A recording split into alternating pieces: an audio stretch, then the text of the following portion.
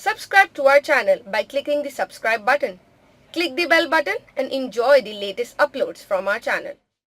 Cross reference के तौर पर सूरह बनी इसराइल की आयत नंबर 29 है कि ना तो अपने हाथ को ऐसा बंधा रखो अपनी गर्दन के साथ, इतने कंजूस हो जाओ कि किसी को कुछ दो ही ना, और ना इतने फयाज हो जाओ कि सब कुछ लुटा बैठो और फिर दरमांदा होकर बैठ जाओ, जिन्होंने पंजाबी कहना है कि नेकी गले पै गई है। यानी सब कुछ ही अल्लाह की राह में दे दिया और खुद जो है वो आप बैठ गए। और ये बिल्कुल फैनेटिक नजरिया है। इस हवाले से बड़ी क्रिटिकल हदीस है, बुखारी और मुस्लिम की मुत्तफकुन अलैह हदीस है। बुखारी में 2742, मुस्लिम में 4209। साद इब्न अबी वक़ास रज़ी अल्लाह तआला अन्हु कहते हैं, फतह मक्का के मौका पर मैं बीमार हो गया और मुझे ये गुमान हुआ कि शायद मैं मर जाऊंगा। हालांकि उसके बाद भी 46 साल जिंदा रहे, 56 हिजरी में फौत हुए। अल्लाह के महबूब सल्लल्लाहु अलैहि वसल्लम मेरी इयादत को आए। मैंने कहा, अल्लाह के महबूब सल्लल्लाहु अलैहि वसल्लम, मेरी एक ही बेटी है, मैं सारा माल अल्लाह की राह में खैरात कर दूं? आज का कोई आलिम दीन होता कहना, हाँ जी बिल्कुल लियाना, मैं उन्हें चंदा बुक मैनू दे दो। अल्लाह के महबूब सल्लल्लाहु अलैहि वसल्लम ने फरमाया नहीं। उनका या रसूल अल्लाह 2/3, आपने इजाजत नहीं दी। फिर कहा आधा माल, नहीं इजाजत दी। फिर कहा 1/3 माल। तो एज ए लास्ट रिजॉर्ट आप सल्लल्लाहु अलैहि वसल्लम ने बिल्कुल आखिर में बड़ी मुश्किल से 1/3 माल की वसीयत करने की इजाजत दी। और फिर आप सल्लल्लाहु अलैहि वसल्लम ने फरमाया, साद अपने वारसों के लिए माल छोड़कर मर, यह इससे बेहतर है कि तेरे मरने के बाद लोगों से मांगते फिरे। यहां क्या होता है, जरा सी नाराजगी हुई औलाद को वो जदाद से आग कर देते हैं। इस्लाम में तो आग का कॉन्सेप्ट ही कोई नहीं है। माल का मालिक तो अल्लाह है, कोई बाप अपने बेटे को आग नहीं कर सकता। फिर मौलवी भी यारी लगा लेता है ऐसे नाराज किस्म के मां बाप के साथ, और फिर वो मरते मरते वो पूरी जदाद जो है मदरसे के नाम लिख जाता है, और मौलवी फिर गाड़ी रखता है, उसकी तौंद बढ़ती है और बच्चे बेचारे मांगते फिरते हैं। ये रियलिटीज है और इनका इस्लाम से कोई ताल्लुक नहीं है। और अगर जिंदगी में ना हो सके तो उसकी मैयत पे 4 बंदों के सामने कह देना है, आखिरी दिन इस कहते सन एड़ा मकान है मेरा, ये मैं मस्जिद नू दे देना। वो बेचारा गरीब आदमी जिसका बाप मरा हुआ है, वो तो बेचारा सोचना शुरू कर देता है कि अब इतने बंदों के सामने कहा तो मैं अब मरते मरते अपने बाप की ख्वाहिश मेरे मरने के बाद मैं पूरी कर ही दूं अपने बाप के मरने के बाद। इस किस्म से भी, इस तरीके से भी माल हथियाते हैं। तो 1/3 से ज्यादा माल करने की, वसीयत करने की बिल्कुल इस्लाम में इजाजत नहीं है। लिहाजा तकवे का हैजा ना हो कि सब कुछ जो है वो लौटा दिया जाए, बल्कि अपनी औलाद के लिए भी छोड़कर मरा जाए। कंजूसी भी ना हो और बहुत ज्यादा फयाजी भी ना हो, दरमियान में। इसी तरह दूसरी रिवायत में फरमाते हैं, जो सही मुस्लिम की अबू हुरैरा रज़ी अल्लाह अन्हु उसके रावी फरमाते हैं और कहते हैं, आपने फरमाया कि अगर 1 दीनार तुम अल्लाह की राह में खर्च करो, 1 दीनार गुलाम आज़ाद करने के लिए खर्च करो, 1 दीनार मिस्कीन को सदका दो, और 1 दीनार अहलो अयाल पे खर्च करो, अफजलियत के एतबार से सबसे अफजल दीनार अहलो अयाल पे खर्च किया गया है।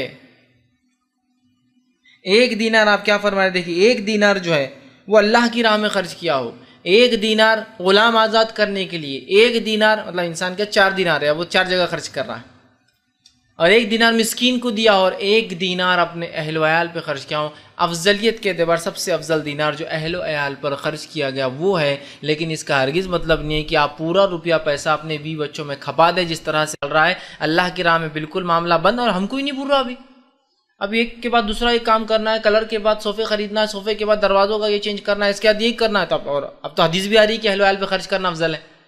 मेरे भाई, ये जो है एक एवरेज के एतबार से बताया जा रहा है। ये बात जो एक औसत बात कही जा रही है कि इंसान के पास 4 दीनार हो और वो, या 1 दीनार हो और 4 जगह खर्च करने का, और नहीं है उसके पास तो अहलो अयाल पे पहले खर्च करे। लेकिन इसका ये माना नहीं कि हरगिज़ की पूरा ही अहलो अयाल पे लुटा दे और बर्बाद कर दे अपना रुपया पैसा। अल्लाह की राह में खर्च की भी अपनी फजीलत और अफजलियत है, उस बात को मद्देनजर रखते हुए मैं कह रहा हूँ। तो कंजूस शौहरों के लिए बात है बहरहाल कि वो जो है अपनी बीवी पर खर्च करे, अपने बच्चों पर खर्च करे, वरना बहुत से शौहर समझते रहे ये बेकार खर्च है। ये भी अफजल है, इसका सवाब है। भाई ने एक सवाल किया कि जो ख़वातीन मस्जिद के बाहर भीख मांगती हैं, औरतें बुरखे में, क्या उन्हें बहरहाल हम कुछ दें? तो बहरहाल देखिए, इसके अंदर आपको जांचना पड़ेगा कि जेन्युइन है, मतलब वाक़ईतन बेचारी मजबूर है या भीख मांगने वाले हैं। इसलिए कि गदागिरी इस उम्मत का एक बहुत बड़ा पेशा और अहम पेशा बन चुका है, गदागिरी, भीख मंगी। ऐसे भिखारी भी आपको मिलेंगे जिनके बच्चे बड़े बड़े दवाखानों में, बड़े बड़े पोजीशन में डॉक्टर्स हैं, 4-4 5-5 हवेलियां, फिर भी वो जो है जनाब निकल के भीख मांगते हैं, है ना। नबी अकरम सल्लल्लाहु अलैहि वसल्लम फरमाते हैं कि किसी शख्स के लिए जायज़ नहीं कि उसके पास एक वक्त का खाना हो तो अगले वक्त के लिए भीख मांगी हो। اگر کسی کو بھیک مانگنا بھی ہے تو صرف اس وقت کے کھانے کے لیے مانگ سکتا، اگر نہ ہو تو اگلے کی تیاری نہیں کر سکتا اس سے، اس لیے کہ اللہ پر بھروسہ کرے اللہ دے گا، محنت کرے اس کے لیے. اسی طرح آپ نے فرمایا جو شخص بلا کسی عذر کے بھیک مانگے گا لوگوں سے، ہاتھ پھیلائیں گا لوگوں کے سامنے، روز قیامت اللہ کے پاس ایسے آئیں گا کہ اس کے چہرے پر گوشت نہیں ہوگا، صرف ہڈیاں ہوں گی، اس لیے کہ وہ لوگوں سے سوال کرتا تھا، اللہ سے نہیں کیا، اللہ نے حالانکہ اس کو دے رکھا تھا. تو گدا گیری بھیک منگی ایک پیشہ ہو چکا ہے.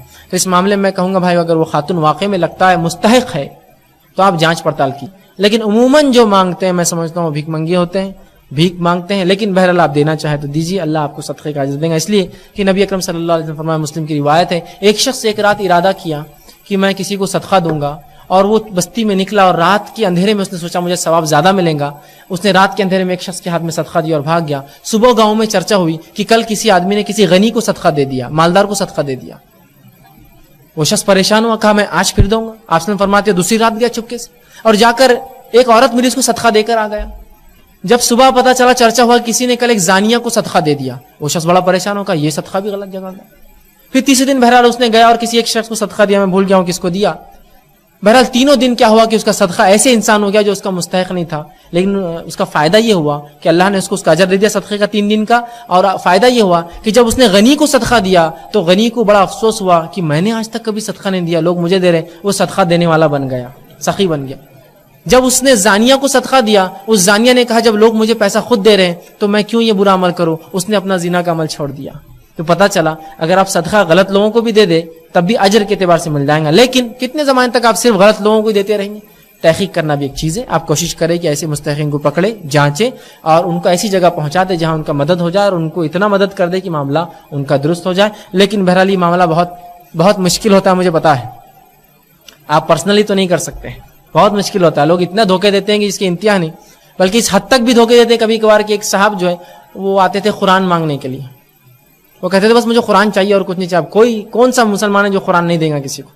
لوگ ان کو قرآن دیتے، قرآن جا کر بیچ دیتے تھے. سبحان اللہ. اب ایسے شخص کا بھی کیا کرے؟